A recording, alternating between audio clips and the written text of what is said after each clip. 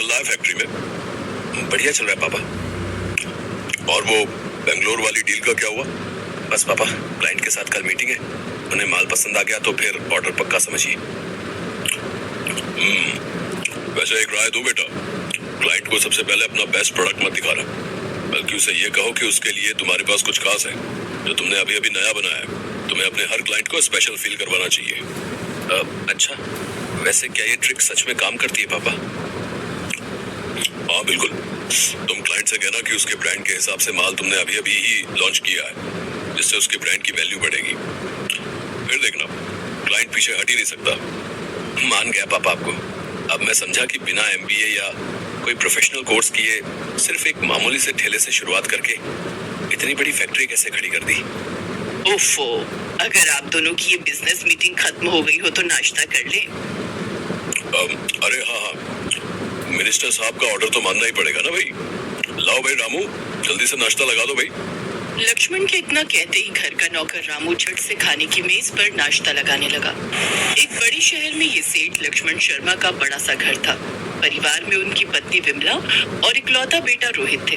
रोहित भी अपने पापा की तरह बहुत मेहनती और जुनूनी था।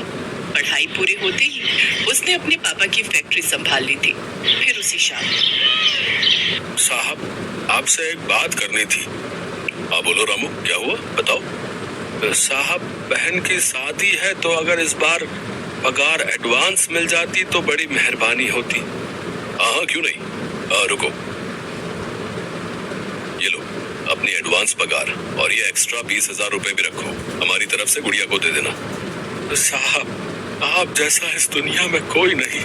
भगवान हमेशा आपको और आपके परिवार को खुश रखे। अगर ऐसा है तो जाओ बढ़िया से पकौड़े बना ला यार, देखना तब कैसे खुश हो जाएंगे।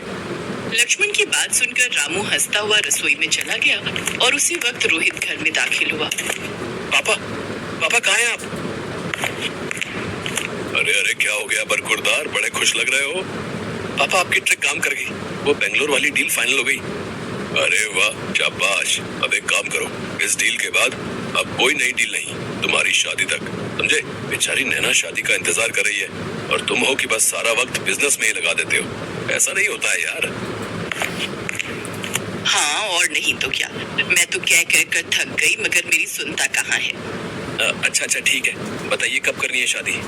नैना लक्ष्मण के दोस्त केशव की बेटी थी। दरअसल केशव और लक्ष्मण जिगरी यार थे। वो दोनों एक ही गांव के रहने वाले थे और शहर आकर दोनों ने अपना काम धंधा शुरू किया और दोनों ही तरक्की करते चले गए। जब नैना छोटी थी तभी लक्ष्मण ने रोहित के लिए उसका हाथ मांग लिया था और नैना के पापा केशव और माँ जानकी ने भी खुशी खुशी इस रिश्ते के लिए हाँ कह दिया था। और फिर उसी शाम नैना के घर पर। अरे सुनो, वो लक्ष्मण भाई साहब का फोन आया था। अच्छा, क्या बोले वो?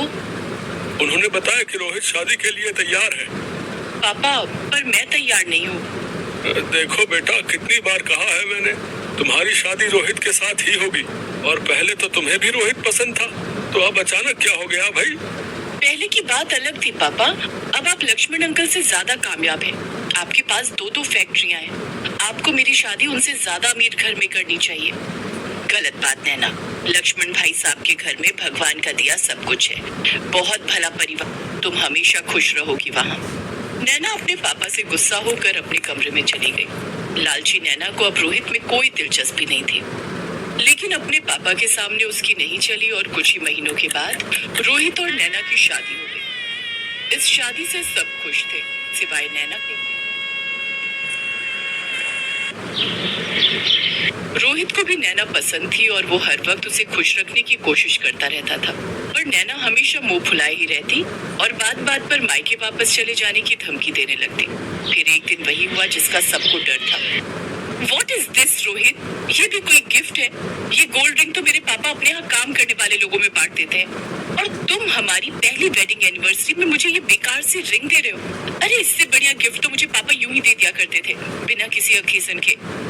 ये कहकर नैना ने रोहित की दी हुई सोने की अंगूठी वहीं पटक दी और गुस्से में वहां से चली गई। फिर शाम को उसे मनाने के लिए उसकी सास विमला उसके पास गई।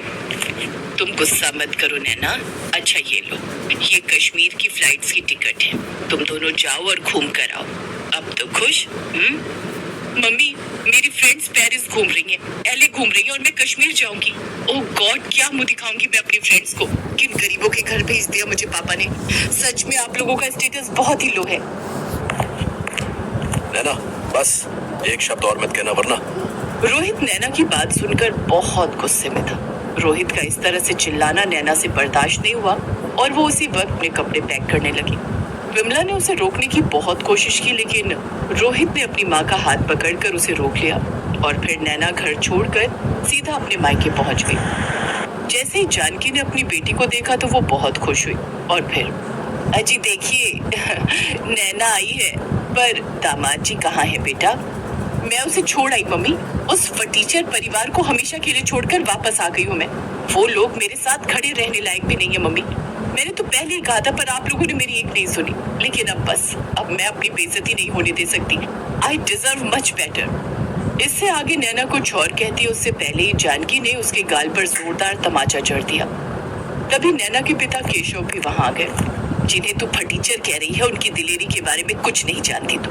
बेवकूफ लड़की, तेरे पापा और मैं तुझे गोद में लेकर शहर आए थे क्योंकि हमारे गांव में सूखा पड़ गया था। तब लक्ष्मण भाई साहब ही वो मसीहा थे जिन्होंने हमें रहने का ठिकाना दिया और तुम्हारे पापा को अपनी फैक्ट्री में सीधा मैनेजर बना दिया। तुम्हारे पापा ने अपनी अलग फैक्ट्री डालने की बात की, तब भी उन्होंने हमारी बहुत मदद की, काम सिखाया और फिर जब एक बार हमारी फैक्ट्री घाटे में गई तब भी उन्होंने हमें मुसीबत से उबारा। अरे नालायक, तेरी पढ़ाई का खर्चा भी कई सालों तक उन्होंने ही उठाया, ये कहकर कि तो उनकी अमानत है हमारे पास।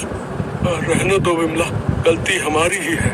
हमारी परवरिश में ही जरूर कोई खोट रहा होगा जो ये उस स्वर्ग जैसे घर को छोड़कर आ गई। नहीं पापा, ऐसा मत कहिए, मुझसे गलती हो गई पापा।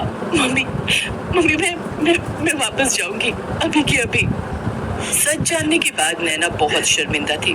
वो अपने ससुराल जाने के लिए जैसे ही वापस मुड़ी तो उसने देखा कि रोहित की कार वहां खड़ी थी, जिसमें से रोहित और उसके माता पिता बाहर उतरे और फिर, अब केशव भाई माफ करना, नैना बिटिया को नाराज कर दिया हमने, और आगे से ऐसा नहीं होगा। ये सुनते ही नैना अपने सास ससुर के पैरों में गिर गई और रोते हुए बोली, गलती मुझसे हुई है पापा जी, मुझे माफ कर दीजिए। मैं वादा करती हूँ कि अब से मेरा ससुराल ही मेरा घर है और मैं एक अच्छी बहू बनने की पूरी कोशिश करूंगी। नैना पूरी तरह से बदल गई थी और उसमें ये बदलाव देखकर सबसे ज्यादा खुश रोहित था, क्योंकि अब उसे रोज रोज की धमकियों से छुटकारा जो